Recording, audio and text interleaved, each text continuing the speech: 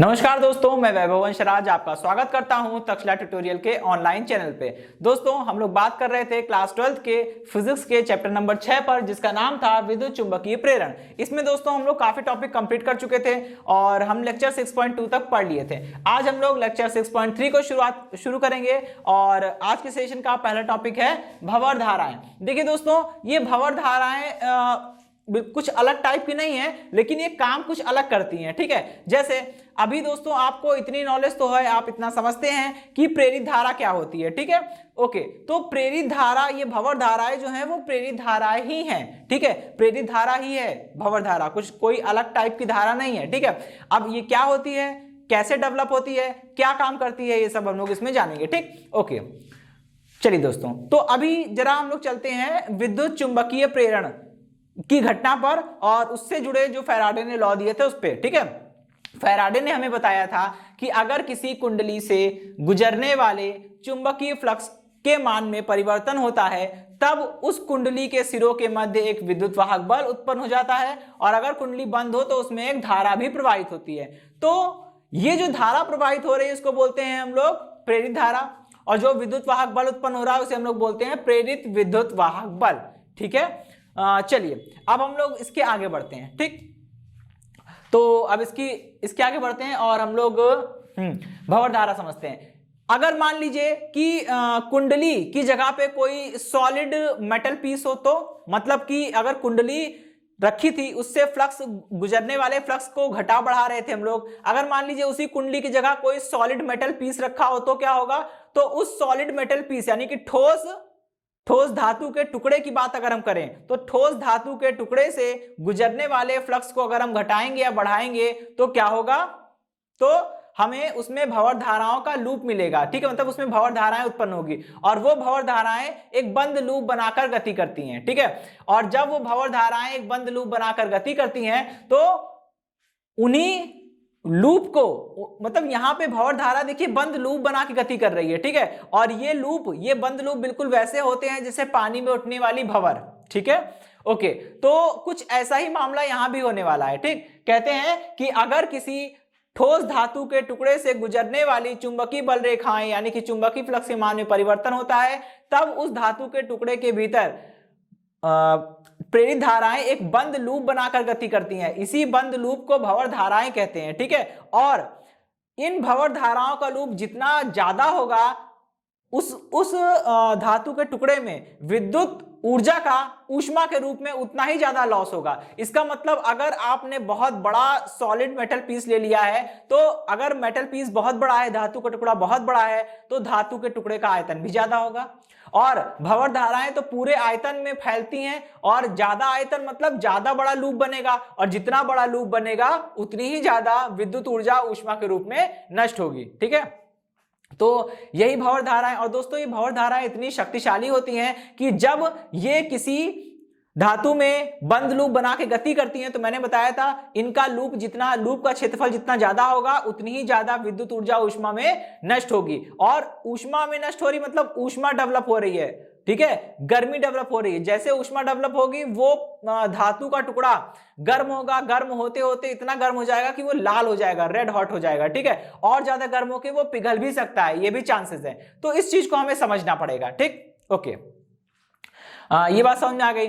ठीक, अब देखिए यहां पे धातु का टुकड़ा इतना गर्म हो गया कि वो पिघल गया। इसका हम लोग अच्छी जगह भी इस्तेमाल कर सकते हैं, जैसे अभी आगे हम लोग पढ़ेंगे। ठीक है, एक प्रेरण भट्टी नाम की चीज होती है, उसमें यही करना होता है, हमको धातु के टुकड़े को गलाना होता है। ठीक, तो गलाने के लिए हम लोग भंवर धाराओं का यूज कर सकते हैं। ठीक, अब देखिए भंवर धारा के डिसएडवांटेज भी है और एडवांटेज भी है। अगर थोड़ा सा बुद्धि लगाएंगे तो वो डिसएडवांटेज जो है वो एडवांटेजेस में बदल जाएंगे। जैसे देखिए, सबसे पहले तो हम इसकी बात करेंगे कि मान लीजिए अगर हम मान लीजिए कोई हमने आर्मेचर कुंडली लिया है। ठीक है, आपने जनरेटर तो पढ़ा ही होगा छोटे 10वीं क्लास में। ठीक है, तो जो विद्युत जनरेटर होता है, और अभी आप अगले चैप्टर नंबर 7 में भी हम लोग जनरेटर के बारे में पढ़ेंगे। ठीक है, तो जो जनरेटर होता है, डायनामो होता है, उसके अंदर एक कुंडली होती है। वो कुंडली चुंबकीय क्षेत्र में लगातार घूमती रहती है। ठीक है, और हम लोग उसी कुंडली को आर्मेचर कुंडली बोलते हैं। ठीक है, तो आर्मेचर कुंडली में या फिर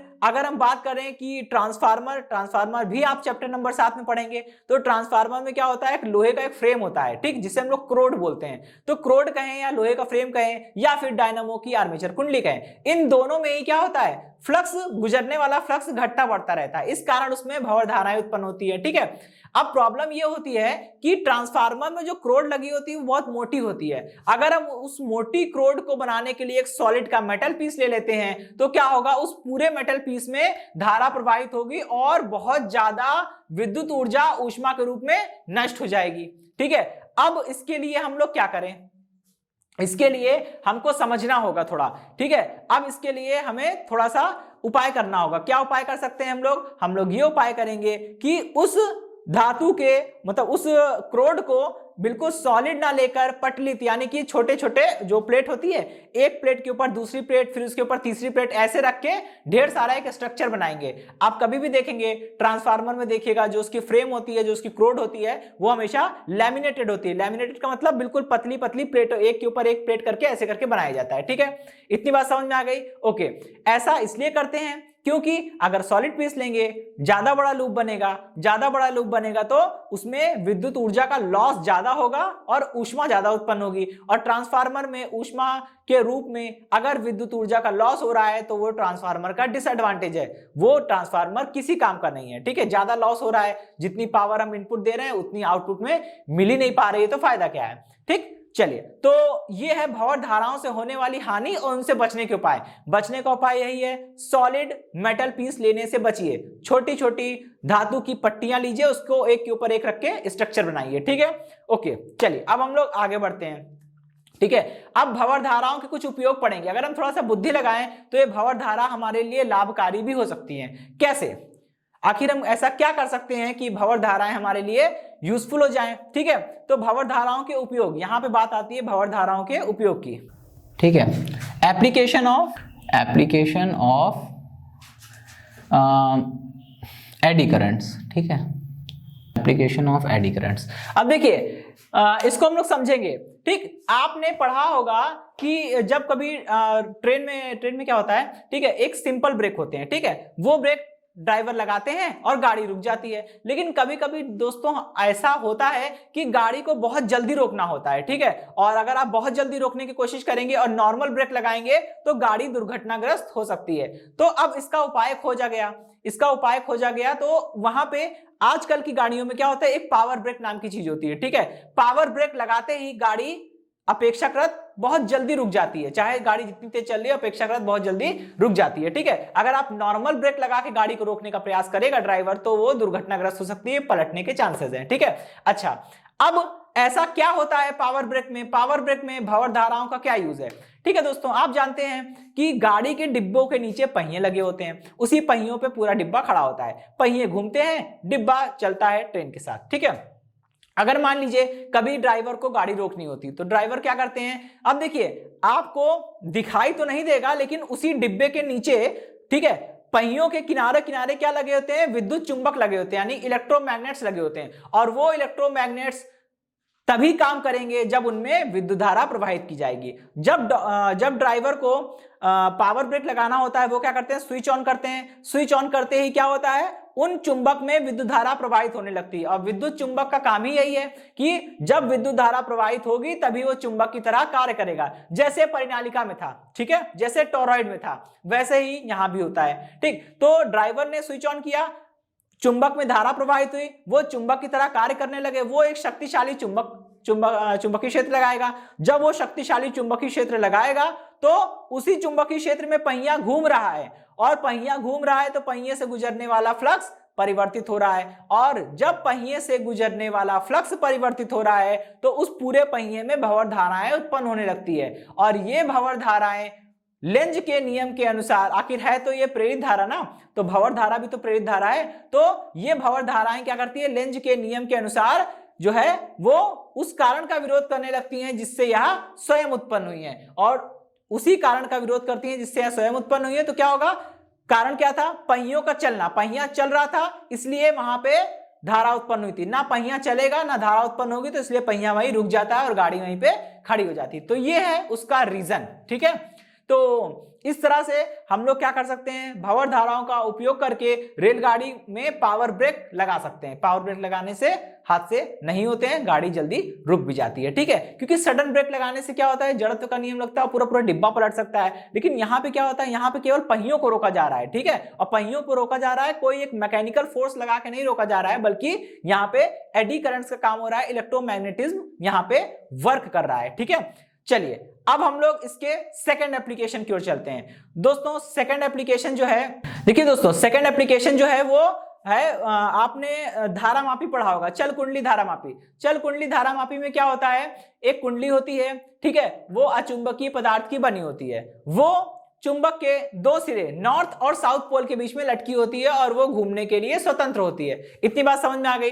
ओके, अब क्या होता है इसमें, अब देखिए कुंडली घूम रही है, ठीक है, चुंबकीय क्षेत्र में घूम रही है। जब कुंडली चुंबकीय क्षेत्र में घूमेगी तो क्या होगा, आप उसमें, अच्छा उसमें जब आप उसको सर्किट में कनेक्ट करते हैं तो उस कुंडली में भी धारा प्रवाहित होती है। तो जैसे ही आपने उस धारा मापी को सर्किट में कनेक्ट किया, उस कुंडली में, उस जो कुंडली थी, ठीक है, उस कुंडली में धारा प्रवाहित होने लगेगी और वो धारा प्रवाहित हो रही है, इस कारण क्या होगा, वो कुंडली घूमने लगेगी, उसमें टॉर्क लगेगा और जैसे ही वो कुंडली घूमेगी, चुंबकीय क्षेत्र में रखी हुई है, उससे गुजरने वाले चुंबकीय फ्लक्स के मान में परिवर्तन होने लगेगा, ठीक है।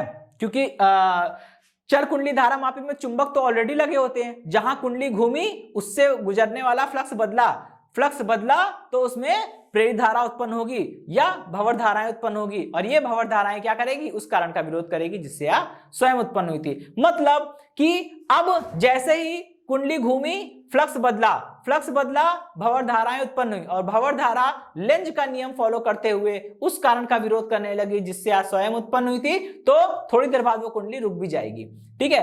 तो एक अरेंजमेंट होता है, जब हम लोग चल कुंडली धारा मापी यानी कि मूविंग कॉइल गैल्वेनोमीटर, ठीक है, का यूज करते हैं, तो हम लोग कभी कभी ऐसा जरूरत पड़ जाती है कि हमें चल कुंडली धारा मापी में जो विक्षेप मिलता है, ठीक है, उस स्पॉट को सडनली किसी पॉइंट पे रोकना होता है। तो वहां पे एक की होती है, उसे हम लोग बोलते हैं डैम्पिंग की, ठीक है। उस डैम्पिंग की का यूज करते ही वो तुरंत वहां पे रुक जाता है और इसी घटना के कारण रुकता है। जैसे आप की प्रेस करते हो वैसे ही वहां भंवर धाराएं उत्पन्न होती है और वो कुंडली घूमना बंद कर देती है, लेंज का लॉ फॉलो करते हुए, ठीक है।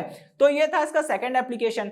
अब देखिए चल कुंडली धारा मापी में विक्षेप को किसी पॉइंट पर किसी क्षण तत्काल रोकने के लिए हम लोग क्या करते हैं, वही काम करते हैं, डायरेक्ट हमने डैम्पिंग की को प्रेस किया और वह वहीं पे रुक गया, ठीक है। तीसरा यूज क्या है इसका, तीसरा यूज जो मैंने अभी शुरुआत में बोला था, प्रेरण भट्टी नाम की भी चीज होती है, ठीक है। आप, और एक और बहुत अच्छी चीज है, सभी लोग घर में यूज करते होंगे, ठीक है। आप लोग जो घर में इंडक्शन कुकर यूज करते हैं, मतलब जो एक इंडक्शन कुकर होता है, आप उस पर रख के आराम से खाना बना सकते हैं, ठीक है। तो उसमें भी यही सब होता है वो भी इलेक्ट्रोमैग्नेटिक इंडक्शन पे ही काम करता है, इसलिए उसे इंडक्शन कुकर बोलते हैं, ठीक है। उसमें क्या होता है, उसमें और इंडक्शन फर्नेस कह लीजिए, प्रेरण भट्टी कह लीजिए या इंडक्शन कुकर कह लीजिए, ठीक है, बात वही है। तो उसमें क्या होता है, अब आप जानते हैं दोस्तों कि अगर हमको मिश्र धातु बनानी है तो मिश्र धातु हम लोग कैसे बनाएंगे। मिश्र धातु का मतलब होता है कि ऐसी धातु जिसमें कम से कम दो या अधिक धातुओं को मिलाकर बनाया गया हो। मिश्र धातु वो धातु होती है जिसे कम से कम दो अथवा अधिक धातुओं से मिलाकर बनाया जाता है, ठीक है। अब इसको बनाएंगे कैसे भाई, मिश्र धातु को बनाने के लिए कम से कम घटक धातुओं को पिघलाना तो पड़ेगा।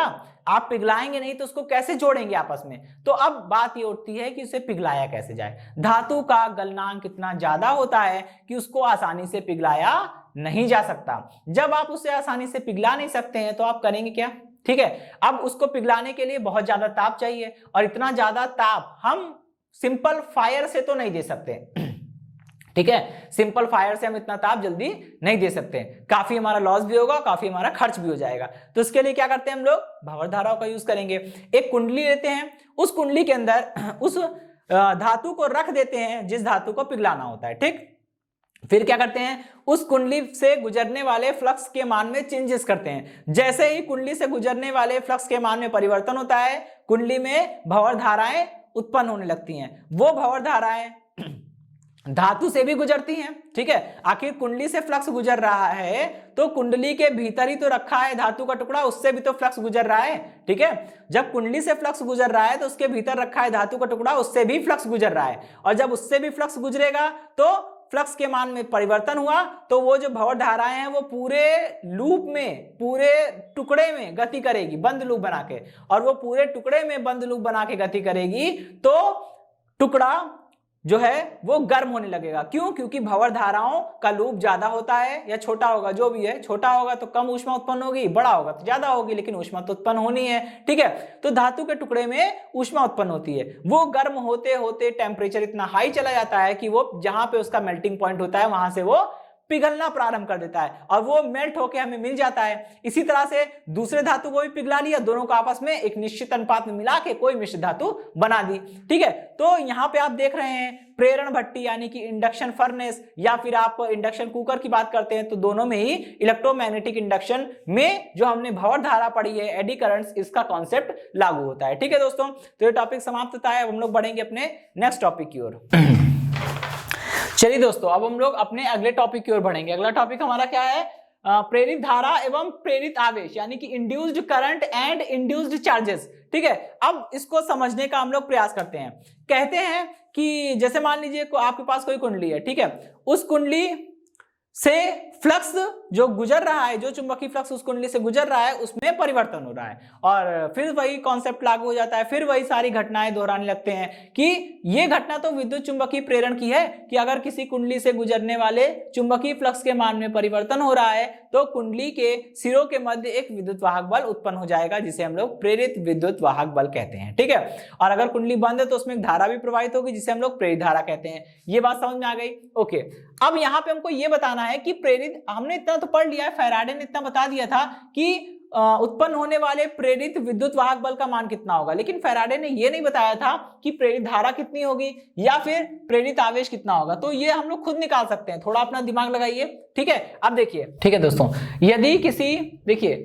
यदि किसी कुंडली से गुजरने वाले चुंबकीय फ्लक्स के मान में परिवर्तन होता है तब कुंडली के सिरों के मध्य उत्पन्न प्रेरित विद्युत वाहक बल का मान निम्नलिखित होगा। ये तो हम लोग जानते ही हैं, कितना होता है दोस्तों? E is equal to minus का n into d phi by d t, ठीक है दोस्तों। ये तब होता है अगर कुंडली में n फेरे हो तो, ठीक। और ये माइनस साइन तो केवल लेंज के नियम को बताता है। माइनस साइन ये बताता है कि प्रेरित विद्युत वाहक बल या धारा इस प्रकार प्रवाहित होंगे कि ये उस कारण का विरोध कर सके जिससे ये स्वयं उत्पन्न हुए थे, ठीक है। मोस्ट पॉपुलर लाइन है, ठीक है। लेकिन यहाँ निगेटिव साइन केवल जो है वो लेंज के नियम को दर्शाता है, इसका कोई भी अदर सिग्निफिकेंस नहीं है। इसलिए हम लोग नेक्स्ट स्टेप में केवल परिमाण लेते हुए कैलकुलेशन करेंगे और माइनस साइन को हटा ही देंगे, ठीक है। ये हो गई इक्वेशन नंबर 1, ठीक। अब क्या करेंगे? अगर मान लीजिए कुंडली का प्रतिरोध हमें पता हो तो विद्युत वाहक बल पता है, प्रतिरोध पता है, धारा निकाल लेंगे, ठीक है, ठीक है। यदि कुंडली का प्रतिरोध R हो तब प्रवाहित धारा का मान निम्नलिखित होगा। कितना होगा दोस्तों? I इज इक्वल टू, ये होता है E अपॉन में R, ठीक है। जैसे I is equal to V upon R होता है ना दोस्तों, हमने पढ़ा हुआ है ओम का नियम में, ठीक है। V बराबर I is equal to V upon R is equal to constant ऐसे करके, ठीक है। तो यहाँ भी वही है, I is equal to V upon R है, यहाँ पे V वही विभव होता है, यहाँ पे उसी को हम विद्युत वाहक बल बोल रहे हैं, थोड़ा सा अंतर होता है। इसलिए यहाँ पे जैसे I बराबर V अपॉन R लिख सकते हैं, वैसे I बराबर E अपॉन R भी लिखा जा सकता है, ठीक। अब देखिए E का केवल परिमाण लीजिए और यहाँ पे रखिए। जैसे आप E का परिमाण लेंगे, रखेंगे तो क्या बन जाएगा? ये बन जाएगा N बाई R इंटू, ठीक है, इंटू में हो जाएगा d phi by d t, ठीक है। ये तो धारा का मान हो गया, ठीक, प्रवाहित धारा का मान है, ठीक, यही प्रवाहित धारा का मान है। अब इसके आगे बढ़ेंगे, क्या करेंगे? हम लोग प्रवाहित आवेश की भी गणना करेंगे। यदि परिपथ में dt समय में dq आवेश प्रवाहित होते हैं तब क्या होगा दोस्तों? तब हो जाएगा dq upon dt is equal to कितना हो जाएगा दोस्तों? ये हो जाएगा I, ठीक है। ये हमें पता है, कहां से पढ़ा है हमने?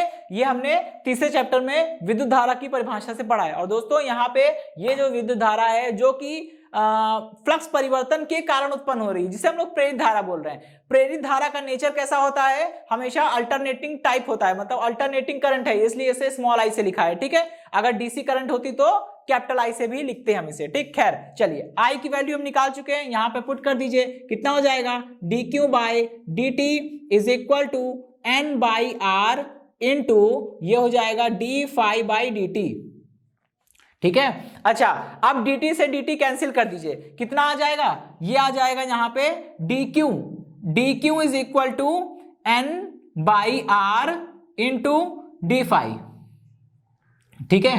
ये है उत्पन्न या प्रेरित आवेश का मात्रक, ठीक है, इतना ही आवेश प्रेरित होगा, ठीक। चलिए, तो ये बात हो गई, इसकी वैल्यू निकल आई, ठीक है। चलिए, तो ये टॉपिक तो दोस्तों यहीं पे क्लोज हुआ, और इस सेशन से जुड़े नोट्स प्राप्त करने के लिए डिस्क्रिप्शन में दिए गए लिंक पर जाके क्लिक कीजिए। ओके दोस्तों, आज के सेशन में इतना ही, मिलता हूं नेक्स्ट सेशन में, धन्यवाद।